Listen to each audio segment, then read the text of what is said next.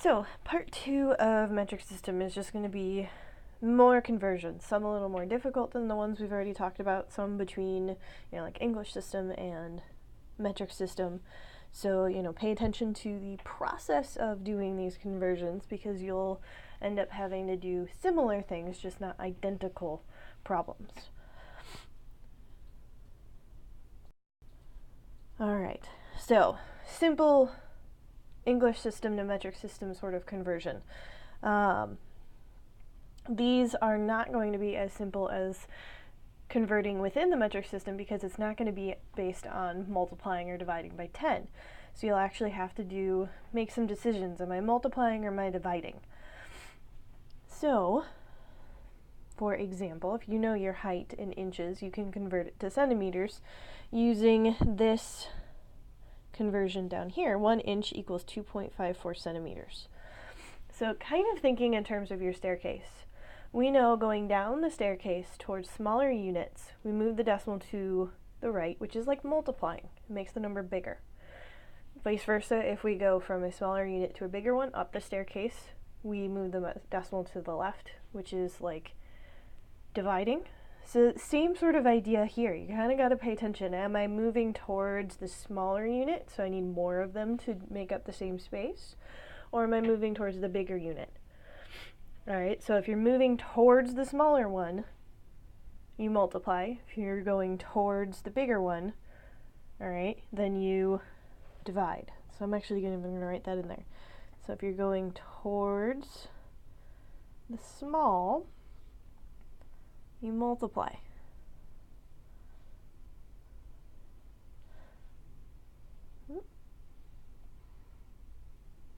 All right, if you're going towards the big unit, the one that takes up more space, so the larger unit, then you divide.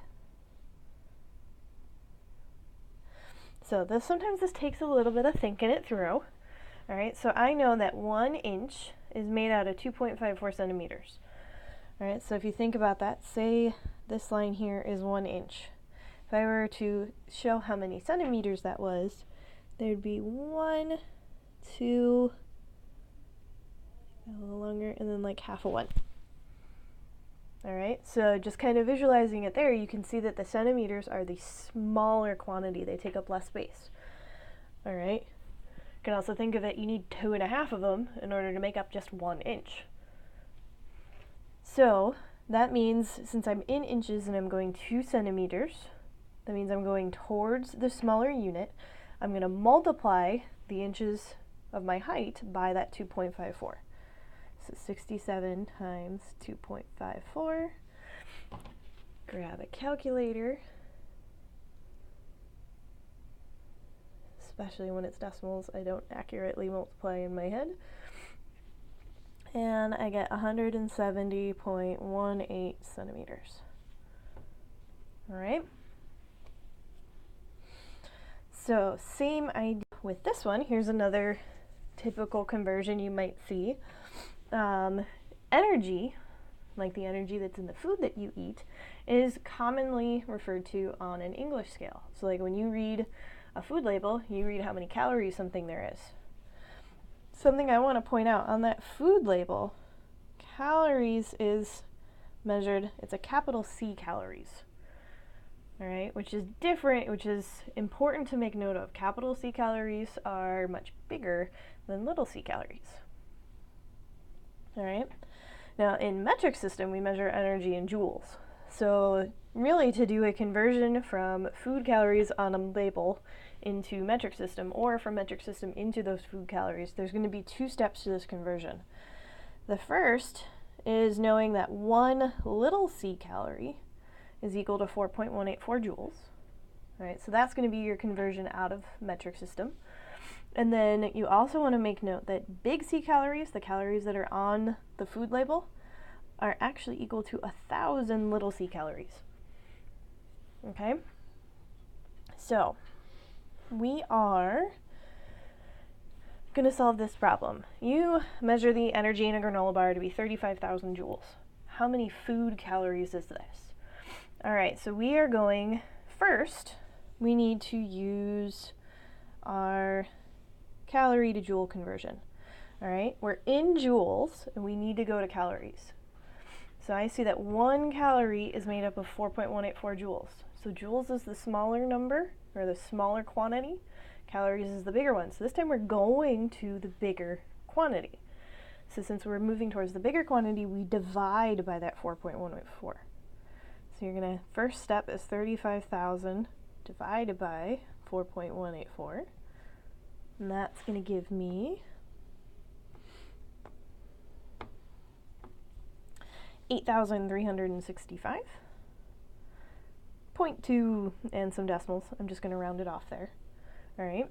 Then, so this is little c calories, but I want to know food calories. That's with the capital C. All right. And again, I'm moving towards the bigger quantity. 1 big C calorie is made up of 1,000 of these little teeny tiny little c calories. So again, I'm going towards the bigger quantity, so I'm going to divide by 1,000. And that's going to make it 8.365 big C calories, which, to be truly honest, that was probably a really tiny granola bar. All right. So that was conversions to in and out of English system. Another sort of conversion that you will see on your unit test after the break is something with derived units. All right, so derived units, we've actually dealt with this before when we were dealing with density. Derived units come from kind of combining two measurements together. So density is mass divided by volume. All right, so the units for density are derived from the units for mass and volume. So grams per milliliter, kilograms per liter, things like that. Other examples of derived units are your things that you are probably familiar with related to speed or velocity, so kilometers per hour, meters per second, and there's also newtons are a derived unit because it's kilograms times meter per second squared. You can convert among derived units too. It just takes an extra step. So, start with an easy one. We're going to convert 40 grams per milliliter to kilograms per liter.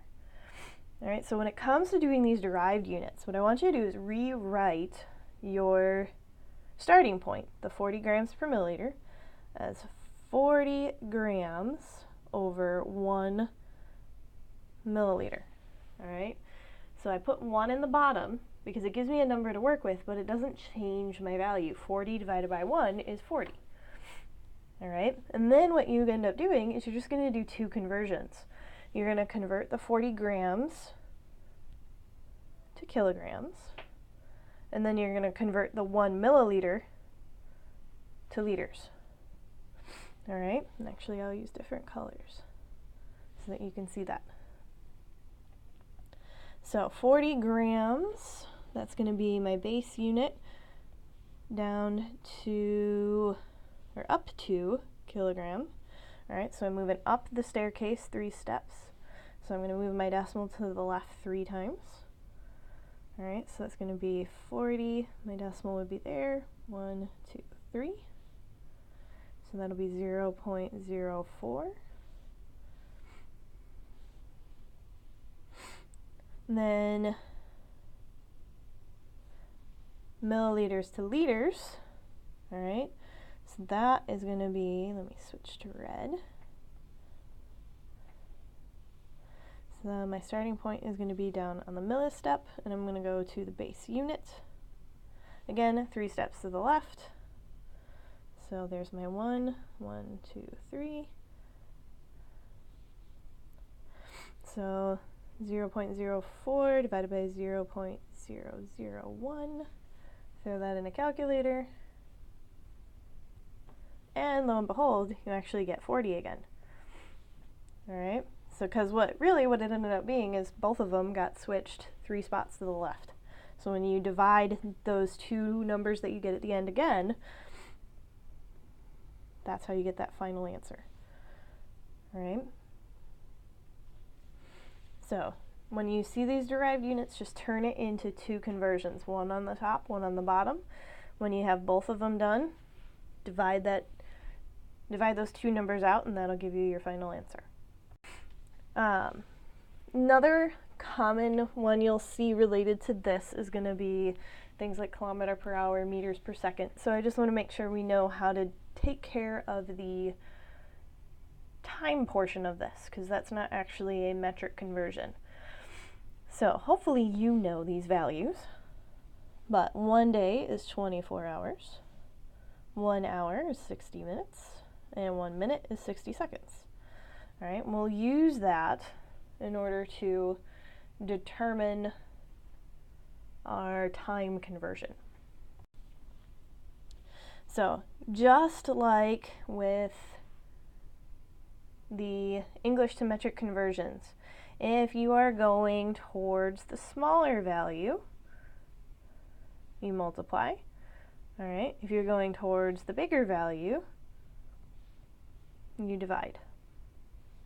All right, so here's a derived unit conversion with meters per second to kilometers per hour.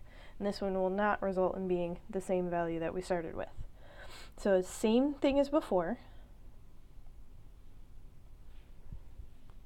Rewrite your value. And it's going to be 5.1 meters over 1 second. All right, because that'll, when you do 5.1 divided by 1, it'll be 5.1. And then you're going to convert your meters to kilometers and your seconds to hours. So first thing, meters to kilometers. I'm going to start at the base unit, go to a kilometer. All right, so that's going to be 3 steps up. So they'll be moving my decimal to the left. So 5.1, 1, 2, 3. That'll give you 0.0051. And then to do my second conversion, all right, so I'm moving from seconds to hours. All right, we know seconds are really, really tiny and small. We know hours are much longer than that. So hours are the bigger quantity. So we're moving in the direction of division. So I'm going to take that 1 second, I'm going to divide it by 60 to get to minutes, and then I'm going to divide it by 60 again to get to hours. So 1 divided by 60 divided by 60 ends up being a really teeny tiny number. 0.00278. All right, now my last step, I have my two numbers that have been converted. I just need to divide these out. 0.0051 divided by 0.000278. And you get approximately 18.3 kilometers per hour. All right. All right, I'm going to do one more like that just to let it sink in for you guys. So you've got 89.4 kilometers over 1 hour. All right, and I'm going to do kilometers to meters, hours to seconds. So starting at kilometers, ending at the base unit, so that's 3 steps down the staircase. So I'm going to move my decimal to the right. 1, 2, 3. And that's going to be 89,400. And then the 1 hour, all right, this time I'm going from the big unit towards the smaller unit. I'm going 2 seconds. All right, so first thing to go from hour to minutes, I'm going to do 1 times 60. That gets me to minutes. Times 60 again gets me to seconds. And that's equal to 3,600. All right, so I've got my two values converted. Now I divide to get that into a decimal. And that gives you 24.83 meters per second. All right. So hopefully these are making sense, but if they're not, come to help and we can practice with some more.